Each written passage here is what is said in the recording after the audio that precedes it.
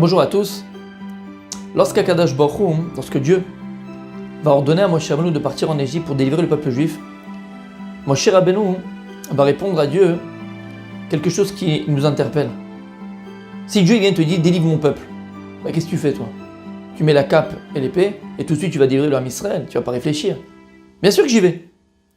Le Rav Dessler amène la réponse que donne le Midrash de Moshe Rabbeinu à Akadosh Baruch Hu. Il lui dit je peux pas aller délivrer le peuple juif. Tu peux pas aller délivrer le peuple juif. Je te demande d'aller délivrer le peuple juif. Moshe Rabbeinu, il a vu toute la souffrance du peuple juif. Tu peux pas aller? Non. Parce qu'il faut que je demande la permission à mon beau-père. Permission de quoi? Lorsque moi, je me suis sauvé d'Égypte parce que j'avais tué l'Égyptien et j'étais poursuivi, il voulait me tuer. Qui c'est qui m'a ouvert sa porte? Qui c'est qui m'a sauvé? C'est Yitro. Une personne qui t'ouvre la porte de sa maison, tu ne peux pas partir sans permission. Akadosh Baruch Hu, Iskin, Akadosh Baruch Hu, il est d'accord avec Moshe Rabbeinu. Tu as raison, Moshe Rabbeinu. Tu as raison, Moshe Rabbeinu. En vérité, c'était un Nisayon, c'était une épreuve pour toi, Moshe Rabbeinu, dit le Rav Dessler. Pourquoi ça a été une épreuve pour Moshe Rabbeinu? Et Dieu, il attendait que Moshe lui réponde, je ne peux pas. Il faut que je demande la permission à mon beau-père. Parce que mon beau-père, il m'a sauvé. Et donc, ne jette pas de pierre dans le puits dans lequel tu as bu, dit le Midrash. J'ai une akaratatov, j'ai une gratitude envers mon beau-père. Il m'a ouvert la porte de sa maison, je suis redevable. Et donc, il faut que je lui demande la permission. Mais attends, tu vas délivrer le peuple juif. Tu as vu la souffrance. Tu reviendras lui demander après. Je peux pas, j'ai pas le droit.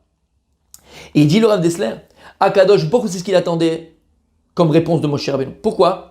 Parce que tous les fondements de la sortie d'Égypte, où Dieu va faire 10 plaies, où l'homme Israël va vivre des moments extraordinaires à partir de la première plaie, avec le sang, où lorsqu'il y avait le sang, il n'y avait plus d'eau potable. Et les Égyptiens venaient pour boire avec les Juifs, puisque chez les Bnei Israël, il y avait encore de l'eau. Mais lorsque l'Égyptien mettait une paille dans le même verre que le Juif, lui sortait du sang, le Juif sortait de l'eau. Donc ils ont vu des choses extraordinaires, l'homme Israël. Ensuite, Dieu il a levé la mer en 12. Pas qu'en 2, en 12 pour chaque tribu. Donc ils ont vu des choses extraordinaires. Ils disaient même pourquoi Dieu il a fait autant de miracles. Il aurait pu prendre le Bnei Israël, les faire sortir d'Égypte, leur donner la Torah, faire entrer en Eretz Israël, c'est fini. Non. Pour enraciner dans leur cœur la Hakarat-Tov. C'est-à-dire que la leçon de la sortie d'Égypte, c'était la gratitude. C'est pour ça que Moshe Rabbeinu, qui va être le libérateur du peuple juif, et donc c'est lui qui va véhiculer cette mida, ce trait de caractère qui s'appelle la gratitude. Si maintenant la personne qui va véhiculer quelque chose, elle-même ne l'a pas acquis de manière complète et entière, elle ne pourra pas la transmettre de manière complète et entière. Tu transmets ce que tu es, et tel que tu es. Donc, Akadosh Baruch Hu, il voulait voir si Moshe Rabbeinu il avait compris. Il avait compris c'était quoi sa mission.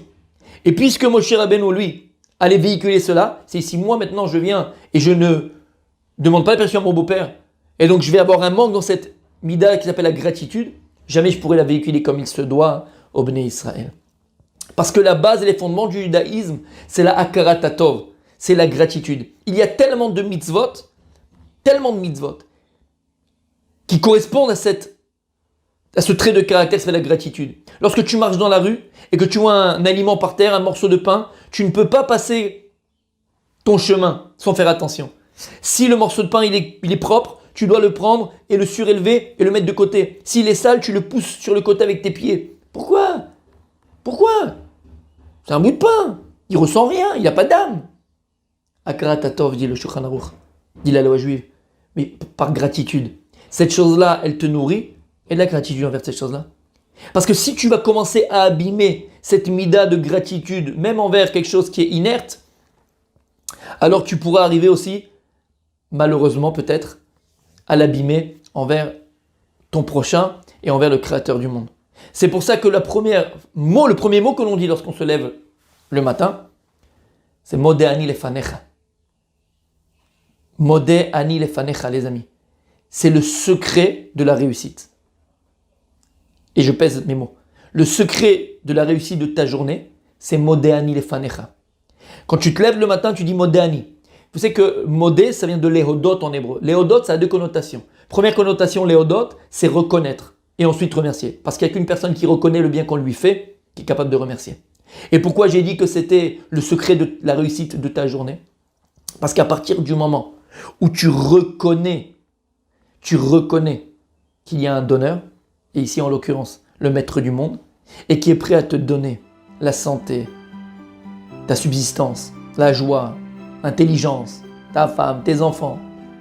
Lorsque tu reconnais qu'il y a un donneur, alors uniquement à ce moment-là, tu pourras être un receveur. Et si tu te lèves le matin et tu dis cette phrase magique, entre guilillemets magique, Modéani lefanecha, avec cette conscience-là, qu'il y a un donneur, alors tu vas créer en toi le réceptacle pour recevoir toute cette bracha et toute cette bénédiction que Dieu avait prévu de te donner cette journée.